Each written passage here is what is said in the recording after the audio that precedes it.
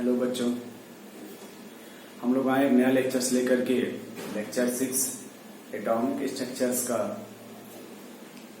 ठीक है, हेडिंग चल रहा था बोहर मॉडल, और उसमें बोहर मॉडल से हमने आपको पास्टुलेशंस बता दिए थे। मेन पास्टुलेट 7th पास्टुलेट तक हो चुके थे।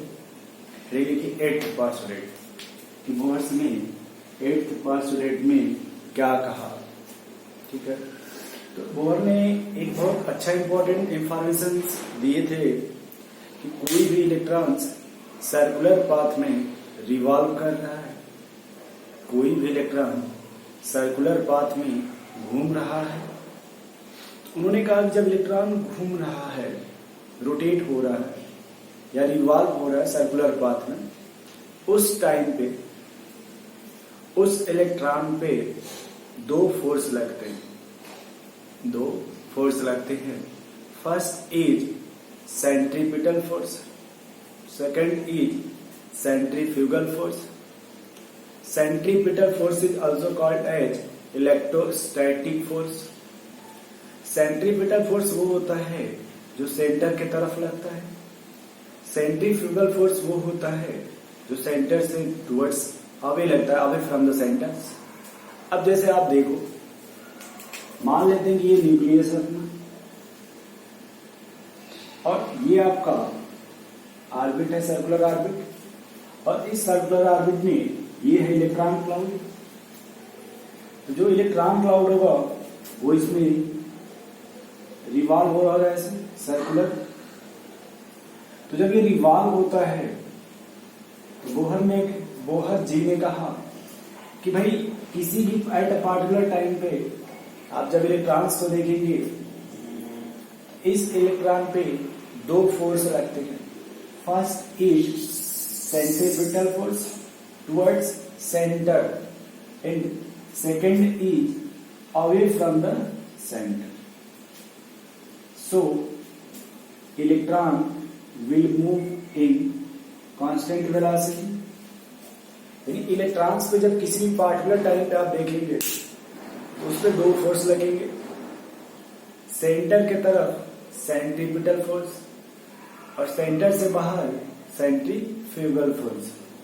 अब यहां पे अगर किसी भी फोर्स का मैग्नीट्यूड ज्यादा हो जाता है, यदि सेंट्रीपिटल का फोर्स मैग्नीट्यूड ज्यादा हो जाएगा तो इलेक्ट्रॉन को सेंटर की तरफ खींच लेगा।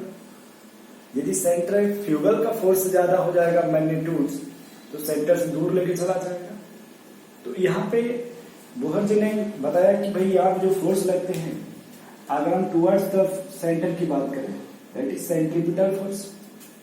ठीक है, अब जैसे मान लो कि यहाँ का कोई इलेक्ट्रॉन है, ये Q1, यहाँ का मान लेते हैं ये चार्ज Q2 हो गया। भाई जो न्यूक्लियस होगा उस पर चार्ज Q1 मान लेते हैं, प्रोटॉन, और जो न्यूक्लियस से बाहर इलेक्ट्रॉन है उस पर Q2 चार्ज मान लेते हैं। और किसी भी एटम में न्यूक्लियस पे जो एटॉमिक नंबर्स होगा उसमें उतने ही इलेक्ट्रॉन होते हैं, बोलो भाई, और उतने ही प्रोटॉन होते हैं। उसका जो एटॉमिक नंबर्स है उसको Z से रिप्रेजेंट करते हैं, Z इंटू ए हो जाएगा। ठीक, अब यहाँ हमको ये सीखना है कि जो सेंटर के away from the centre force लगेगा, दैट इज ये होता है mv²/r। ठीक है, और जो सेंटर के तरफ लगता है कि ZE²/r²। इसको अगर अच्छे से लिखोगे तो 1/4π आप sign not KQ1 Q2 upon r²। बोलो भाई, KQ1 Q2 अपॉन।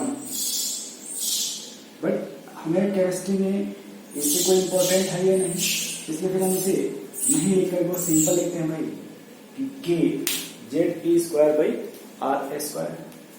तो हमने कहा कि भाई जो सेंट्रीपिटल फोर्स होगा, सेंट्रीपिटल वो बराबर होगा सेंट्रीफ्यूगल फोर्स के।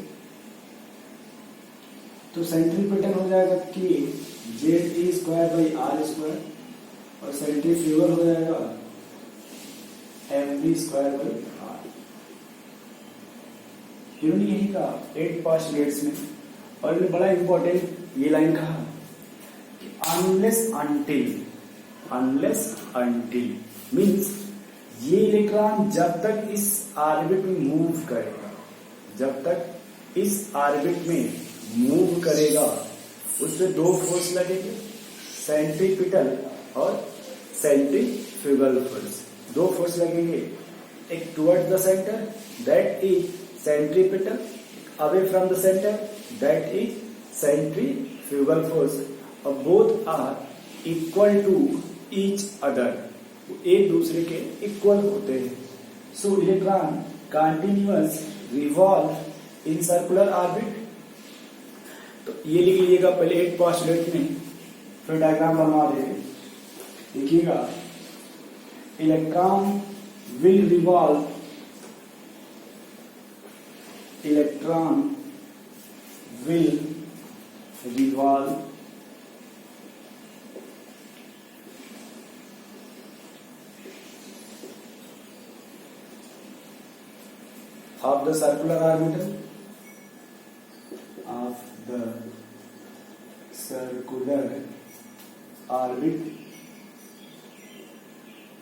of the circular orbit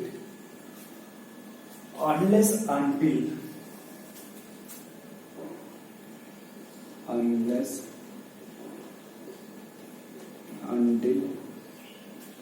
force acting towards the center, force acting towards the center, तो जो सेंटर की तरफ फोर्स लगता है that is electrostatic force of attraction, इसी को हम बोलते हैं towards the centre, that is electrostatic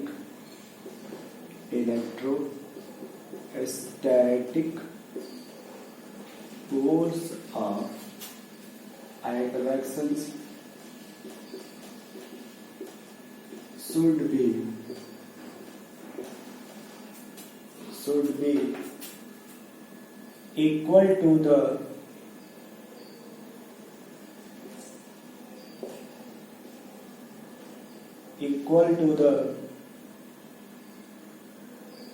force acting away from the center, equal to the force acting away from the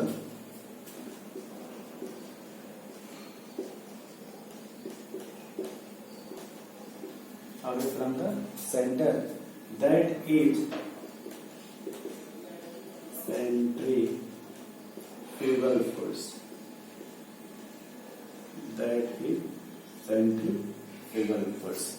जैसे आप देखो, ये इलेक्ट्रॉन न्यूक्लियस है और इसके बाहर ये सर्कुलर ऑर्बिट है, और इस सर्कुलर ऑर्बिट में जो इलेक्ट्रॉन क्लाउड है वो रिवॉल्व हो रहा होगा। तो अब देखो दो चार्ज, जैसे मान लो Q1 हो गया पॉजिटिव इलेक्ट्रॉन, Q2, तो इसमें टुवर्ड्स द सेंटर ये ऐसे लिखिए अट्रैक्टिव फोर्स लगेगी, away from the centre repulsive force लगेगी। तो ये जो इसका कुछ मास भी होगा ना इलेक्ट्रॉन का और कुछ वेलोसिटी, उसी से मूव कर जाता है। तो यहाँ पे बोल सकते हैं कि जितना फोर्स ऑफ, तो ये भी लिख सकते हैं कि जो Q1 है ये भी चार्ज है, Q2 भी चार्ज है। तो जो Q1 है वो न्यूक्लियस पे डिपेंड करता है, तो जो न्यूक्लियस होगा उसमें अगर हम Z से मल्टीप्लाई कर देंगे, जब Z से मल्टीप्लाई कर देंगे उससे ये हो जाएगा कि भाई जितने चार्ज हुए सब आ जाएंगे। तो हम यहाँ लिख देंगे Q1 equal to Z into e और Q2 इक्वल टू ई। ठीक है, अब देखो यहाँ दो फोर्स लगेगा ना भाई, एक टुवर्ड द सेंटर और एक अवे फ्रॉम द सेंटर। ठीक है, तो आप ऐसे लिख सकते हो कि जो ये इतना ही लिख लो ना, आप ज्यादा लिखने से कोई प्रॉफिट यहाँ पे है नहीं। ठीक है, उससे और ये लेंथी होगा, बस इतना जानते हो कि सेंटर की तरफ फोर्स लगेगा और एक अवे फ्रॉम द सेंटर्स, और both are equal to each other. ठीक है, और उसको फिर लिखेंगे तो उससे आपको लेंदी लगेगा, इसलिए अभी हम लोग वो पढ़ते हैं जो लेंदी ना लगे, पहले आराम से सीख जाए। पहले क्या किया जाए, पहले सीख जाया जाए। ठीक है, ये कुछ बता भी देते हैं। देखो कि भाई जैसे अब जो फोर्स ऑफ अट्रैक्शन हो गया, हो जाएगा के Q1 Q2 अपन आर स्क्वायर। अब कुछ बच्चे के का वैल्यू समझ जाएंगे, के बराबर होता है 1/4 पाई ऑफ साइन नॉट, बट इसका एलर की कोई रिक्वायरमेंट नहीं है।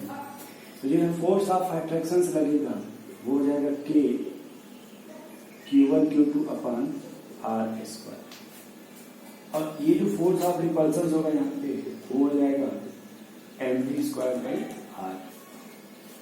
अब आपने ऊपर लिखा कि बोहर जी ने कहा कि भाई जितना फोर्स ऑफ अट्रैक्शन होगा वो इक्वल होगा फोर्स ऑफ रिपल्सन के। तो हमें लिख सकते हैं भाई कि के Q1 Q2 अपन R square equal to mv square by R. ठीक है, ये हमको यहाँ से सीखने को मिलता है कि आप चाहो तो इसको इक्वेशन 1 भी मान सकते हो, इसको इक्वेशन 2 भी मान सकते हो। ठीक है, बट उससे कोई ज्यादा प्रॉब्लम नहीं है, बस इतना आप लिख लो कि यहाँ से एक चीज सीख लेना हो और एक नोट लिख लेना। तो ऊपर लिखवा दें क्या नोट, चाहे यही लिख लो आप लोग, मैं नोट लिख लेना कि Bohr model is applicable for Bohr model is applicable for one electron या for single electron system। Bohr model is applicable for single electron system. Bohr model इसके लिए एप्लीकेबल है, तो सिंगल इलेक्ट्रॉन सिस्टम। जैसे आप सिंगल इलेक्ट्रॉन देख लीजिए, example यहां से आप लिख सकते हो, हाइड्रोजन हीलियम प्लस, लिथियम पे 2 प्लस, बेरिलियम पे 3 प्लस, बोरान पे 4 प्लस, ऐसे।